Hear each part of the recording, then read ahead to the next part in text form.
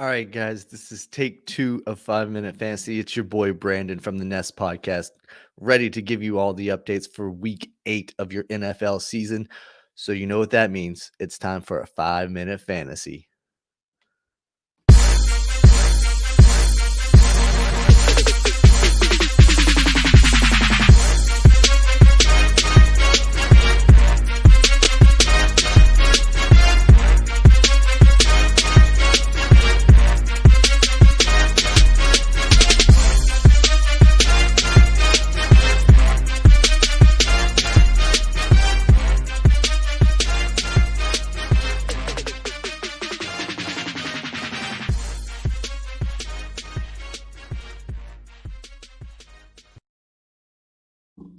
All right, guys. So if you're watching, you undoubtedly have questions about who you should be starting and sitting this week in fantasy football. So we got a lot to cover. So I'm going to get right into it. For your quarterbacks this week, I've got 3 guys that I think are definitely guys that should be starting on your fantasy football rosters. I've got Carson Wentz versus the Cowboys. I mean, everybody's balling out against the Cowboys this year, so it should be no surprise. Carson Wentz in the past few weeks has been figuring it out with this offense that's been kind of banged up and all that, but they've made it work. The addition of Boston Scott has been a lightning rod to this offense. So I'm going to go ahead and put Carson Wentz as a starter for the first time all season long. Another guy that I want to throw in there is Justin Herbert. This guy has posted 23 plus points in 4 out of 5 games this season. He's going to look to continue to do that against the Broncos this week. Last week, he had his big coming out party, having around 30 points. That's huge in fantasy football for your quarterback. Start this rookie if you've got him. Another rookie that I want to put in my starters this week is Joe Burrow versus Tennessee. Tennessee's been known to give up big passing games, and Joe has passed for 300 plus in 5 out of his last 6. He's going to be a guy that you're going to want to start a lot, especially if the Titans get out to their quick starts and get up big and the Bengals are forced to throw the ball. Now, quarterbacks that we want to sit. Cam Newton has not looked the same since he came back from his COVID diagnosis. Let's go ahead and put him on the bench and start whoever else you have on your lineup. Another guy that's normally in my starters that I'm going to put in a sit category this week is Drew Brees. The Saints offense is going to be severely limited without Michael Thomas and Emmanuel Sanders this week. Yeah, you've still got Kamara catching out of the backfield, but I don't think it's going to be enough to put Drew Brees up there as your starter. So let's go ahead and sit him and see what happens. Another guy that's going to be sit and see what happens is Tua Tagovailoa.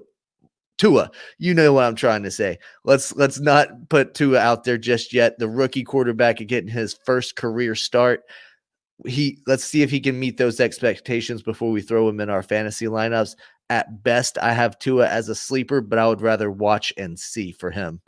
Now, for running backs, we've had injuries galore plus bye weeks, but coming off of a bye week, Myles Gaskin is going to be huge this week. We talked about him having Tua as his quarterback with a rookie quarterback making his first start. I fully expect the Finns to try to establish a more simple playbook. So that means they're going to be running the ball a lot more with Myles Gaskin. He's already established himself as the RB1 in Miami, and he's going to be a stud going forward. Boston Scott for the Eagles is also going to be a starter this week. Once again, he's playing against the Cowboys. They've been giving up big yards to running backs all season. He stepped in last week and looked good for Miles Sanders, and I see that he's going to be able to do that again this week. Another guy that's out, Aaron Jones, is going to have to deal with his replacement, Jamal Williams, putting up big numbers in his absence yet again. Jamal Williams came in last week, had 20-plus fantasy points straight off the bench. He's going to be able to do that again this week versus the Vikings, who, let's face it, have been giving up big games all season long. Running backs that you're going to want to start to sit, Devin Singletary. He has not looked like an RB1 at all this season. He's been held under 50 yards in the last 3 games, including a game against the Jets. The Pats defense is going to be looking for a bounce back this week, and I feel like Bill Belichick is going to have a plan to contain Devin Singletary. So put him on your start or your sit list. Another guy that I want to sit, speaking of the Pats, is Damian Harris. Damian Harris has been slightly banged up and isn't set to be the featured back anyway.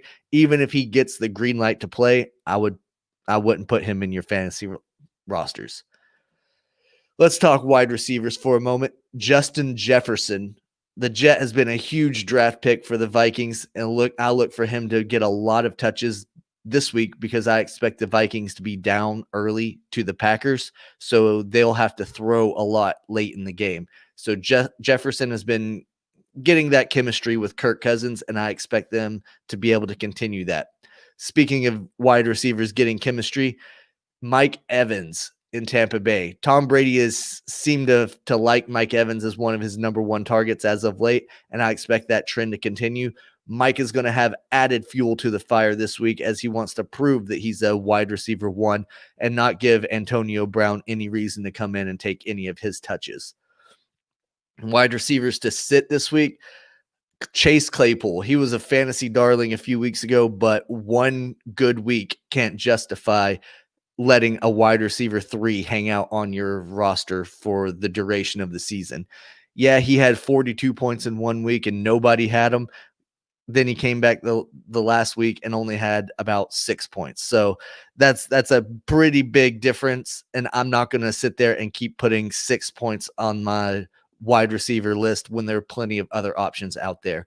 Another guy to sit is Amari Cooper. This guy is not going to be productive without Dak Prescott. The Cowboys aren't the same team without Dak Prescott. And Amari is just pretty much going to be a waste of space going forward. Sorry about that, Cowboys fans, but it's the truth. Tune into the Nest podcast Monday night and get a full recap of all of today's actions, and we'll dive deep into some of the latest trade rumors that are going on ahead of the trade deadline. Make sure you share and like this video, and good luck this week. Peace.